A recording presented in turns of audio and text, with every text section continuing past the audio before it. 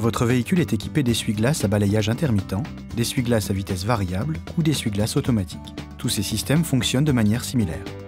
Pour activer le balayage intermittent des essuie-glaces, abaissez le levier jusqu'au premier cran. Si vous avez des essuie-glaces à balayage intermittent et à vitesse variable, tournez cette bague pour augmenter ou diminuer la vitesse. Si votre véhicule est équipé d'une commande automatique des essuie-glaces, ce premier cran constitue la position auto. Tourner cette bague augmente ou diminue la sensibilité des essuie-glaces. En position auto, le fonctionnement et la vitesse des essuie-glaces sont automatiquement ajustés en fonction de la pluie et de la vitesse du véhicule. Abaissez le levier à la position basse, le deuxième cran, pour faire fonctionner les essuie-glaces en continu à basse vitesse. Abaissez une nouvelle fois le levier jusqu'au troisième cran pour un fonctionnement continu à haute vitesse. Poussez le levier jusqu'à la position brume et les essuie-glaces n'effectuent qu'un seul va-et-vient. Pour nettoyer le pare-brise, tirez le levier vers vous. Du liquide lave-glace est pulvérisé et les essuie-glaces balayent automatiquement plusieurs fois le pare-brise avant de s'arrêter. Pour désactiver le système, poussez le levier jusqu'à cette position.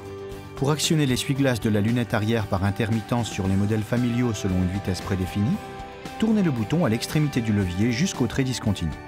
Pour un fonctionnement continu, tournez ce bouton jusqu'au trait continu.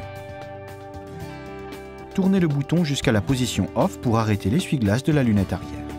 Pour nettoyer la lunette arrière, tournez le bouton de lave-glace essuie-glace arrière jusqu'à cette position. Le liquide lave-glace est pulvérisé et l'essuie-glace fonctionne jusqu'à ce que vous relâchiez le bouton. Lorsque le témoin d'avertissement de bas niveau de liquide lave-glace s'allume, faites la pointe.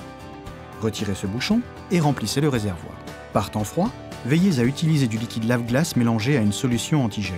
Sinon, le liquide risque de geler sur votre pare-brise et d'altérer la visibilité. Nous recommandons l'utilisation de liquide Mazda pour le nettoyage du pare-brise.